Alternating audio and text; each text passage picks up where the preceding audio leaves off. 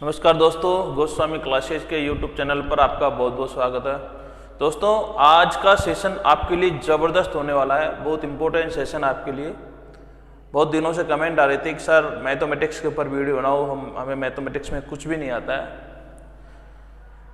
जिसको मैथमेटिक्स में गुणा भाग जोड़ बाकी या कुछ भी नहीं आता है ना, बिल्कुल शून्य लेवल पर है, कुछ भी नहीं आता है, उसके लिए इम्पोर्टेंट वीडियो है। मैं बताऊंगा आपको गणित क्यों नहीं आती है, आपको गणित समझ में क्यों नहीं आती है। हम बड़ी बड़ी कोचिंगों में पढ़ लेते हैं, खूब मोटी मोटी फीस दे देते हैं, उसके बाद भी हम गणित में कमज़ोर के कमज़ोर बने रहते हैं। उसका बहुत बड़ा कारण है, एक कहावत चलती है कि अगर किसी भी चीज़ की नींव मजबूत हो तो उसके ऊपर कितने भी मंजिलें बनाई जा सकती है।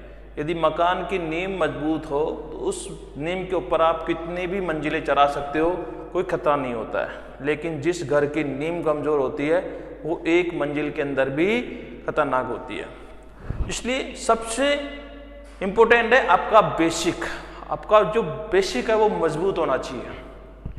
अब आपका बेसिक मजबूत नहीं होता है, आप बड़ी बड़ी कोचिंगों में पढ़ लेते हो और आपका बेसिक के ऊपर कोई ध्यान नहीं देता है, इसलिए आप कमज़ोर के कमज़ोर ही बने रहते हो। इसलिए मैं आपके लिए आज एक बेसिक वीडियो लेकर आया हूँ। ये नज़र डालो इन पे।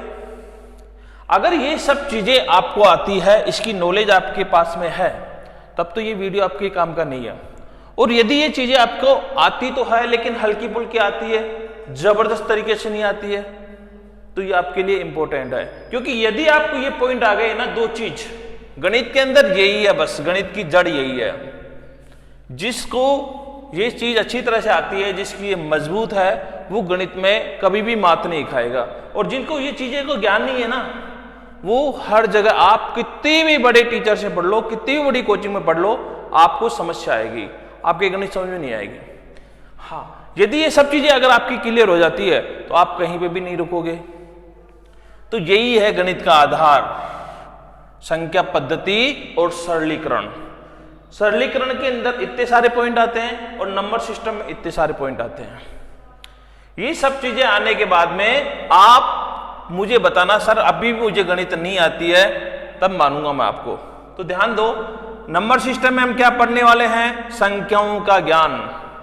हमें पता ही नहीं है क्या संख्या होती है, कितनी प्रकार की होती है, कौन कौन सी होती है, ये सब चीजें अपन इसमें पढ़ने वाले हैं। इकाई अंकों का ज्ञान, किसी भी संख्या इकाई का अंक क्या होता है। शून्यों की संख्याओं का ज्ञान, कितनी भी संख्या को गुणा करने पे हम तुरंत प्रभाव से बता सकें कि इस संख्या में कितने गुणा करने पे कितने शून्य आएंगे। तो शून्यों की संख्या निकालना भी हमें आना चाहिए। भाज्यता के नियम, संख्याओं का काटना पीटना आपको नहीं आता है, आप संख्याओं को नहीं काट पाते हैं, और जल्दी से अगर आप संख्या नहीं काट पाओगे तो आप जल्दी सवाल को सिंप्लीफाई नहीं कर पाओगे और आप वहां पे समय बहुत ज्यादा खराब करोगे। शेषफल पर में भिन्नों का ज्ञान और दशमलव का ज्ञान, ये तो हम नंबर सिस्टम में पढ़ने वाले हैं। इधर सरलीकरण में देखेंगे, चिन्ह परिपाटी चिन्हों का ज्ञान हमें होना चाहिए। कौन सा चिन्ह कब होता है, कौन सा कब होता है। गुणा में भाग में हम कंफ्यूज हो जाते हैं। मैं बोलता हूँ बच्चों को कई बार माइनस माइनस, वो बोलते हैं प्लस। अरे माइनस गुणा माइनस प्लस होता है, ना कि माइनस माइनस प्लस होता है। वर्ग और वर्गमूल, घन और घनमूल, भिन्नों के जोड़ बाकी गुणा भाग, दशमलव के जोड़ बाकी गुणा भाग, और घातांक के नियम, करनी, एचसीएफ, एलसीएम और गुणनखंड। मानता हूं कि कुछ चीजें इसमें से आपको आती होगी, इनमें से भी कुछ चीजें आपको आती होगी। सर हम इतने कमजोर नहीं है, साहब इतने कमजोर नहीं होता, आप वीडियो छोड़ सकते हो। ये उन विद्यार्थियों के लिए वीडियो है जिसको गणित बिल्कुल भी नहीं आती है, और आती है तो टूटी फूटी आती है, वो सवाल निकालने में झिझकता है, सवाल कर नहीं पाता है और सबसे लेट सवाल निकालता है। अगर निकालता भी है तो सबसे लेट निकालता है, बहुत ज्यादा समय खराब कर देता है। तो ऐसा करने से आप कभी भी कंपटीशन के अंदर सफल नहीं हो सकते। आपको कंपटीशन में अगर सक्सेस होना है तो आपकी स्पीड ही मैथ होनी चाहिए, आपके अंदर स्पीड, मैथ के अंदर स्पीड होनी चाहिए, और वो तब आएगी तब आपका ये बेस मजबूत होगा। इतना मजबूत होगा कि आप 2 सेकंड के अंदर हर सवाल को सोल्व कर सको, देखते ही पता कर सको कि इसका वर्ग क्या होगा, इसका गुणा क्या होगा, इसका भाग क्या होगा। तब जाकर आप स्पीड मैथ को पकड़ पाओगे, अन्यथा आप कंपटीशन में नहीं चल पाओगे। छोटी मोटी गणित आती होगी, उससे कोई मतलब नहीं है। अगर ये पॉइंट अगर आप अच्छी तरह समझते हो तो मैं कहता हूं आप हमेशा ये कहोगे कि सर हाँ हमारी मैथ अब मजबूत हो गई। तो मैथ को मजबूत करने के ये रामबाण उपाय है। तो ये मैंने पैक बनाया है गणित को मजबूत करने के लिए, आपके लिए पैक बनाया है। इस पैक के अंदर ये इतने पॉइंट है 1 2 3 4 5 6 7 और इसके अंदर भी शायद इतने ही है 1 2 3 4 5 6 7 8 9 पॉइंट इसमें है और 7 पॉइंट इसमें है। और ज्यादा बड़े नहीं है ये बहुत सिंपल है। बस इसकी नॉलेज हमारे पास में होनी चाहिए और वो सटीक नॉलेज होनी चाहिए। सटीक नॉलेज होगी तो अपन सटीक जवाब देंगे और तुरंत प्रभाव से अपन हमारे गोल तक पहुंच जाएंगे। तो आज मैं फिर आपसे कह रहा हूं, अगर ये सब चीजें अगर आपको आती है तो आप वीडियो छोड़ सकते हो और ध्यान देना 1 सेकंड का वीडियो आपको स्किप नहीं करना है। पूरा वीडियो देखोगे तब जाकर समझ में आएगा और तब जाकर ही आप गणित में होशियार हो पाओगे। तो शुरू करते हैं। अब यहां से आगे अपन इनके बारे में पढ़ेंगे। पहले अपन पढ़ेंगे संख्या, और संख्याओं को अगर देखते हैं ना तो संख्या 3 प्रकार की होती है। वास्तविक संख्या, अवास्तविक संख्या और समृद्ध संख्या। संख्या की 3 दुनिया होती है। इसमें से अगर अपन बात करें तो अपने लिए ये वास्तविक संख्या ही काम की होती है, ये दोनों ही किसी काम की नहीं होती है। अगर काम की अपने सिलेबस में ये काम में नहीं आती है, होती तो है ये, लेकिन अपने किसी काम की नहीं है। बस हमें पता होना चाहिए भाई संख्या का बेसिक ज्ञान यह है। इसलिए संख्या की अगर बात करें तो 3 प्रकार की मिलेगी, वास्तविक संख्या, अवास्तविक संख्या और समृद्ध संख्या। अपन जो गणित काम में लेते हैं पढ़ने में या निकालने में कहीं पे भी, तो वो कौन से लेते हैं? वास्तविक। ये ऐसी संख्या है जिनको सोल्व नहीं किया जा सकता, जैसे √-2। अब इसको सोल्व करने के लिए टर्म्स तो है लेकिन वो अलग है, इसलिए हमारे काम की नहीं है। और ये जो है समृद्ध संख्या जो है ये वास्तविक संख्या और अवास्तविक संख्या को जोड़ने से बनती है। वास्तविक प्लस अवास्तविक, इनको जोड़ने से समृद्ध संख्या का निर्माण होता है। तो ये अपने काम की नहीं है, बस हमें नॉलेज में पता होना चाहिए। संख्या 3 प्रकार की होती है, वास्तविक, अवास्तविक और समृद्ध संख्या। इसके बारे में अपन नहीं पढ़ेंगे। अब पढ़ेंगे अपन जो काम की है वो है वास्तविक संख्या। वास्तविक संख्या को हम 2 भागों में बांटा जाता है। पहला भाग है अपरिमेय संख्या और दूसरा भाग है परिमेय संख्या। इसके अंदर भी अपरिमेय संख्या किसी काम की नहीं होती है। इसके अंदर भी जो दूसरा पार्ट है वास्तविक संख्या का, जो पहला वाला पार्ट है अपरिमेय संख्या, ये बहुत कम काम में आती है। बस इसकी नॉलेज होनी चाहिए कि अपरिमेय संख्या क्या होती है, इसके बारे में अपन पढ़ेंगे अभी। फिर दूसरा भाग इसका क्या है? यह है परिमेय संख्या। ये क्या है? परिमेय संख्या। ये सपोज करो कि इसकी 2 संतानें थी, परिमेय और अपरिमेय। ये क्रम ठोक था, किसी काम का निकम्मा था, इसलिए इसकी शादी नहीं हुई तो इसकी संतान पैदा ही नहीं हुई, ये मान के चलो आप तो। और परमेय जो नाम का जो व्यक्ति था या कोई भी था, एक गुणवान व्यक्ति था, समझदार था, इसलिए इसकी शादी हुई और इसके फिर 2 बच्चे हुए। कौन कौन से हुए? दशमलव नाम का बच्चा और पूर्णांक नाम का बच्चा। ये भी दोनों ही गुणवान पैदा हुए, दोनों ही पढ़े लिखे हुए, विद्वान हुए। तो इसके फिर 2 व्यक्ति पैदा हुए, 2 बच्चे पैदा हुए। कौन कौन से? शांत और अशांत। मतलब दशमलव संख्या 2 प्रकार की हुई, शांत दशमलव और अशांत दशमलव। परिमेय संख्या के 2 पार्ट हुए, दशमलव संख्या और पूर्णांक संख्या। इसके जो दशमलव संख्या है इसके 2 भाग हुए, शांत और अशांत। अभी समझेंगे इनको, शांत अशांत डिटेल में क्या होता है। और फिर इसमें अशांत वाला जो है ये शांत रहा, इसका कोई आगे विकास नहीं हुआ, लेकिन अशांत वाला यहाँ पे विकास कर गया। और इसके 2 भाग हो गए, अशांत आवर्ती और अशांत अनावर्ती। इधर देखते हैं पूर्णांक। पूर्णांक के 2 पार्ट बने, एक पार्ट में तो ये 3 हो गए इसके, जिसमें आ गया आपका पूर्णांक, ऋण पूर्णांक आ गया, इसमें शून्य पूर्णांक आ गया और इसमें धन पूर्णांक आ गया। ऋण पूर्णांक में सारे नेगेटिव संख्या आ जाएगी। पूर्णांक का मतलब होता है पूरा पूरा मान, 1.5 पौना सवा, ऐसा नहीं 1.2 1.4 ऐसा नहीं आता इसमें। इसमें आता है आपका 1 2 3 4 5 6, जो भी मान आएगा वो पूरा पूरा आएगा, चाहे नेगेटिव आओ, चाहे पॉजिटिव आओ, चाहे शून्य आओ। तो इसको 3 भागों में बांटा गया, ऋण पूर्णांक, शून्य पूर्णांक और धन पूर्णांक। जो पॉजिटिव संख्या होती है वो धन पूर्णांक में आती है, जो नेगेटिव होती है ऋण पूर्णांक में आती है, और 0 और शून्य पूर्णांक में आती है। इसके अलावा ये कुछ और इसके भाग है, सम संख्या, विषम संख्या, भाज्य संख्या और अभाज्य संख्या। सम संख्या क्या होती है, विषम संख्या क्या होती है, भाज्य संख्या क्या होती है, अभाज्य संख्या क्या होती है। अपन इनको सबको एक एक को डिटेल से पढ़ेंगे। एक बार इसको आप स्क्रीनशॉट ले लो, ताकि फिर मैं एक ग्राफ के माध्यम से और आपको समझा दूं, फिर अपन आगे चलेंगे। अब सबसे पहले अपन पढ़ेंगे वास्तविक संख्या।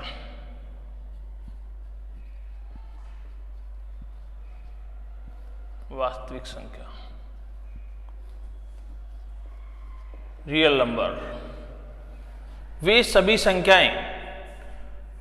संख्याएं जिनको हम काम में लेते हैं, वो सारी कौन संख्या है? वास्तविक संख्याएं।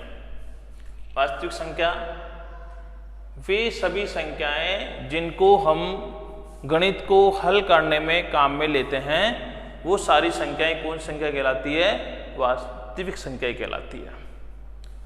अब वास्तविक संख्या के बारे में अगर अपन बात करते हैं, तो वास्तविक संख्या दो प्रकार की होती है। कौन कौन सी? परिमेय और अपरिमेय। तो पहले अपन पढ़ेंगे परिमेय संख्या।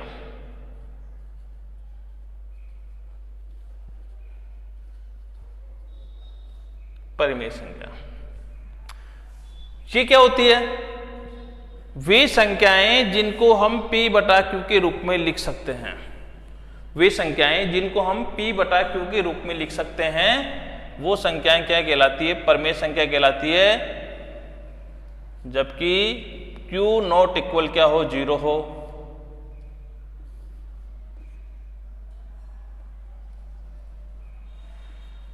ध्यान से समझना इसको। वे संख्याएं, लिख देता हूं यहां पे मैं, वे संख्याएं जिनको हम P बटा Q के रूप में लिख सकते हैं, परिमेय संख्या कहलाती है।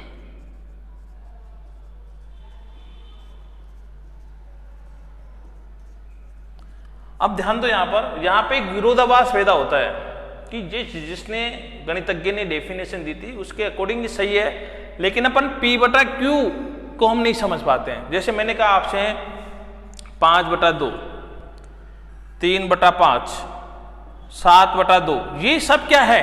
ये सब परिमेय संख्या है। 22 बटा 7, क्यों? क्योंकि ये P बटा Q की फॉर्म में है, और जो P बटा Q की फॉर्म में होती है वो परिमेय संख्या होती है। लेकिन यदि मैं आपसे कहूं कि √2 बटा 1, इसके बारे में बात करूं, तो ये भी P बटा Q की फॉर्म में है, लेकिन ये परिमेय संख्या नहीं है, ये अपरिमेय संख्या है। P और Q यहां पर पूर्णांक होना चाहिए। एक शर्त और है यहां पर, यहां P और Q पूर्णांक होने चाहिए। मतलब P बटा Q, ये पर P बटा Q तभी माने जाएंगे तब P और Q दोनों क्या हो? पूर्णांक हो। पूर्णांक का मतलब पूरा मान हो। ये देखो 0.2 पूर्णांक नहीं है, ये तो अपूर्णांक संख्या है। इसलिए जब भी आपको P बटा Q की फॉर्म में लिखना हो, तो P बटा Q की फॉर्म में वही संख्या होती है जो पूर्णांक में लिखी होती है। और यहाँ पे Q नॉट इक्वल क्या होता है? 0। कभी भी हर 0 नहीं होना चाहिए, हर नॉट इक्वल 0 होना चाहिए। अगर हर 0 हो गया ना तो अनंत हो जाएगा, और अनंत तो अपरिभाषित होता है, तो वो परिमेय संख्या नहीं होगी। एक बात और ध्यान दो, अगर मान लो ये आपको परिमेय संख्या पहचानने आएगी, अगर मान लो आपसे कहा 0 बटा 1 करूं मैं, तो 0 क्या है? 0 भी एक परिमेय संख्या है, क्योंकि आप जैसे ही भाग लगाओगे इसमें तो यहाँ 0 आएगा, तो 0 भी एक परिमेय संख्या है। ये विशेष ध्यान रखना। तो यहां से अगर आपसे प्रश्न पूछा जाएगा तो प्रश्न बनेगा सबसे छोटी परिमेय संख्या कौन सी है? तो सबसे छोटी परिमेय संख्या कौन सी है? आप बता दोगे, सबसे छोटी परिमेय संख्या 0 है।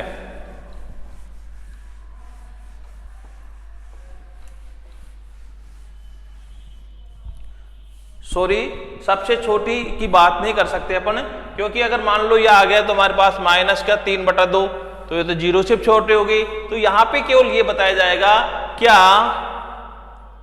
शून्य एक परिमेय संख्या है? क्या शून्य एक परिमेय संख्या है? तो आप बता सकते हो शून्य भी एक परिमेय संख्या है, क्योंकि अपन शून्य के बटे में एक लिख सकते हैं और यहां पर एक आंसर आएगा और एक क्या है यहां पर पूर्णांक है, तो शून्य भी यहां पर एक परिमेय संख्या है। तो परिमेय संख्या समझ में आ गई। परिमेय संख्या क्या होती है? वे संख्याएं जो p बटा q के रूप में लिखी जा सकती है, परिमेय संख्या कहलाती है। और वहां पर p और q दोनों ही क्या होना चाहिए? दोनों ही पूर्णांक होना चाहिए, पूर्णांक होना चाहिए। और q नॉट इक्वल क्या होना चाहिए? जीरो होना, q जीरो नहीं होना चाहिए, तभी जाकर आपकी वो क्या रहेगी? परिमेय संख्या रहेगी। दूसरी बात आती है अपरिमेय संख्या। अपरिमेय संख्या का मतलब हुआ वे संख्याएं जिनको हम p बटा q के रूप में नहीं लिख सकते, वे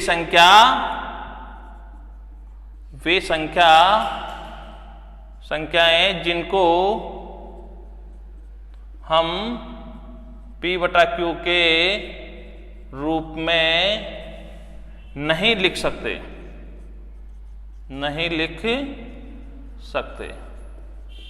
वो संख्याएं जो है परिमेय संख्या नहीं हो सकती। जैसे अगर अपन बात करें पाई कभी परिमेय संख्या नहीं होगी। आपके रूट की जो भी संख्या होगी ना, रूट 2, रूट 3, रूट 5, रूट 7, जब भी रूट के अंदर कोई अभाज्य संख्या आ जाती है, जब भी रूट के अंदर ऐसी संख्या आ जाती है जिसका पूरा पूरा रूट नहीं निकलता है, तो उस कंडीशन के अंदर वो संख्या क्या कहलाती है? अपरिमेय संख्या। मतलब नॉन परफेक्ट स्क्वायर जो संख्या होती है, नॉन परफेक्ट रूट, वो संख्या सब क्या कहलाती है? अपरिमेय संख्या। अब इनका पूरा पूरा वर्गमूल नहीं निकलेगा तो सारी संख्या क्या है? ये अपरिमेय संख्या है। हम इसको p बटा q के रूप में नहीं लिख सकते। चलो इसके बारे में अगर अपन आगे चलते हैं तो परिमेय संख्या अपरिमेय संख्या का रोल नहीं होता है कुछ भी, बस अपने को समझना होता है कौन सी होती है जो p बटा q के रूप में नहीं होती है। उसके बाद में अपन बात करें तो परिमेय संख्या को किस किन भागों में बांटा गया है? एक तो बांटा गया है पूर्णांक संख्या, दूसरी आती है पूर्णांक संख्या। अब पूर्णांक संख्या का मतलब क्या होता है?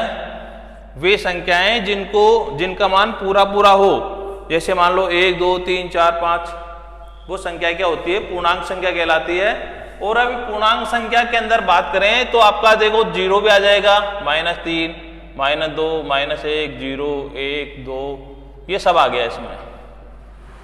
तो वे संख्याएं जिनका मान पूरा पूरा हो पूर्णांक संख्या कहलाती है।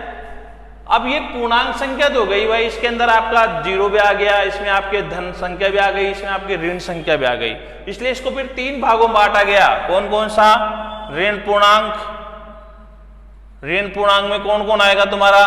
-4, -3, -2, -1 ये आ जाएगा। फिर शून्य पूर्णांक में कौन आएगा? शून्य पूर्णांक में केवल शून्य आ जाएगा। और धन पूर्णांक में कौन आएगा? धन पूर्णांक में आपका धन संख्या आ जाएगी, प्लस का 1, प्लस का 2, प्लस का 3, इस प्रकार से। तो जो पूर्णांक संख्या होती है उसमें धन वाली संख्या, ऋण वाली संख्या और शून्य सारी ही सम्मिलित होती है, इसलिए धन पूर्णांक होती है। इंटीजर नंबर भी बोलते हैं इनको।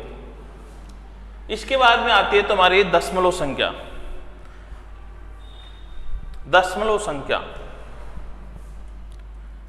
जैसे मान लो आपने 3 में भाग लगाया किसका? 2 का, तो यहां पर देखते हैं तो 1.5 आता है। तो ये पूरे भाग नहीं गया ना, इसमें पूरा भाग नहीं है, तो इसमें अपना दशमलव संख्या बोलेंगे। तो ये दशमलव संख्या भी 2 प्रकार की होती है। एक तो होती है शांत दशमलव, और एक होती है अशांत दशमलव,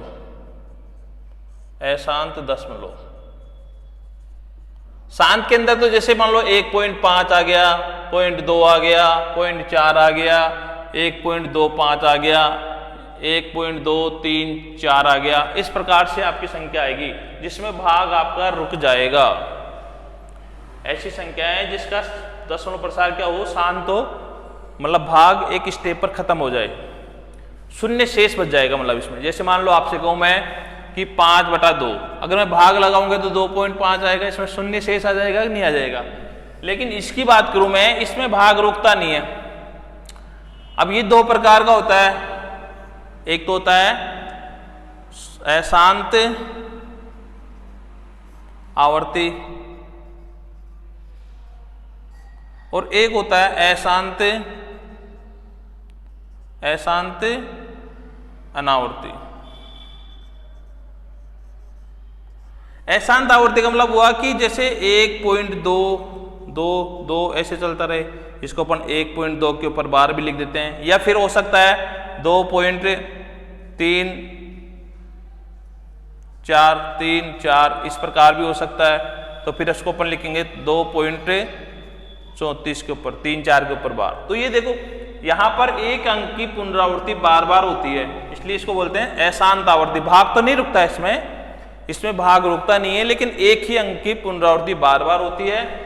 और इसमें देखते हैं पॉइंट के बाद में एक ही अंक की पुनरावृत्ति बार बार होती है। इसमें क्या होता है, इसके अंदर भाग भी नहीं रुकता है और पुनरावृत्ति भी नहीं होती है। देखो पॉइंट के बाद में 01, फिर 001, फिर 0001, फिर 401, ऐसे फिर 501, ऐसी संख्या आएगी इसमें। तो ये आपका आ जाता है अशांत अनावर्ती। ठीक है। अब देखो ये वाला जो पार्ट है, ये वाला और ये वाला शांत दशमलव, ये दोनों ही परिमेय संख्या के संकेत होते हैं। ये इसको भी देखेंगे तो ये भी परिमेय संख्या को व्यक्त करता है और ये भी परिमेय संख्या को व्यक्त करता है। और ये जो है अशांत अनावर्ती, ये अपरिमेय संख्या को व्यक्त करता है, अपरिमेय संख्या को व्यक्त करता है। तो जब भी किसी का दशमलव प्रसार अशांत अनावर्ती हो तो वो कौन सी संख्या होगी, अपरिमेय संख्या। और जिस किसी संख्या का दशमलव प्रसार यदि शांत हो या अशांत आवर्ती हो तो वो कौन संख्या होगी, परिमेय संख्या होगी। यहां से भी आपके लिए प्रश्न बन सकता है एग्जाम में, इसलिए आपको नॉलेज होनी चाहिए। अब इसके बाद में अभी आपको मैंने बताया पूर्णांक संख्या। पूर्णांक में वैसे तो धन पूर्णांक, ऋण पूर्णांक और शून्य पूर्णांक होती है, लेकिन उसके और पार्ट कर दिए गए। कौन कौन से? समभाग, सम संख्या मतलब, और विषम संख्या और भाज्य संख्या और आपकी जो है अभाज्य संख्या। सम संख्या का मतलब होता है जिन संख्याओं में 2 का पूरा भाग जाता है वो तो होती है सम। जैसे 2 आपका 0 हुआ, 2 हुआ, 4 हुआ, 6 हुआ, ऐसी संख्या जिनमें 2 का पूरा भाग जाता है वो सम संख्या। और जिसमें 2 का पूरा भाग नहीं जाता है, जैसे 1 हुआ, 3 हुआ, 5 हुआ, ऐसे जो संख्याएं हैं वो विषम संख्या में आती है। अब बात आती है आपकी भाज्य संख्या। भाज्य संख्या की बात करें तो भाज्य संख्या वो होती है जिनके अंदर 2 से अधिक वे संख्याएं जिनमें 2 से अधिक अलग अलग संख्याओं का भाग जाता है। वे संख्याएं जिनमें 2 से अधिक अलग अलग संख्याओं का भाग जाता है, जैसे अपन बात करें 0, 4, 6, 8, 10, 12। देखो 0 के अंदर किस का भाग जाता है? 1 का भी जाता है, 2 का भी जाता है, 3 का भी जाता है, 4 का भी जाता है, किसी का भी जा सकते हो। 2 से अधिक का जाना चाहिए, 2 का नहीं। इसमें देखो 1 का जाता है, 2 का जाता है और 4 का जाता है। इसमें 1 का जाता है, 2 का जाता है, 3 का जाता है और 6 का जाता है। तो 2 से अधिक संख्याओं भाग जा रहे हैं ना इनमें। तो जिन संख्याओं में 2 से अधिक अलग अलग संख्याओं भाग जाए, सेम संख्या का नहीं, तो वो संख्या होती है आपकी भाज्य संख्या। अब अभाज्य में देखो, अभाज्य में क्या होता है? वे संख्याएं जिनमें केवल 2 अलग अलग संख्याओं का क्या हो? भाग जाए। वे संख्याएं जिनमें केवल दो अलग अलग संख्याओं भाग जाए, जैसे मान लो आपकी बात करूं मैं 2, 3, 5, तो इसमें 1 का और 2 का जाता है, इसमें 1 का और 3 का जाता है, इसमें 1 का और 5 का जाता है। तो ये कौन संख्या हो गई? अभाज्य संख्या। लेकिन एक जो है, एक ना तो भाज्य संख्या है और ना ही अभाज्य संख्या है, ये दोनों ही संख्या नहीं है। यहां से ध्यान रख लेना, किताबों के अंदर भाज्य और अभाज्य संख्या की परिभाषा गलत दे रखी है। सही परिभाषा ये है, एक जो है ना तो भाज्य है ना ही अभाज्य है, ये किसी भी श्रेणी में नहीं आता है। तो ये नॉलेज आपके पास में होनी चाहिए। संख्याओं का ज्ञान करीब करीब मैंने आपको सारी बता दी है। अब इसके बाद में अपन थोड़ा आगे चलते हैं।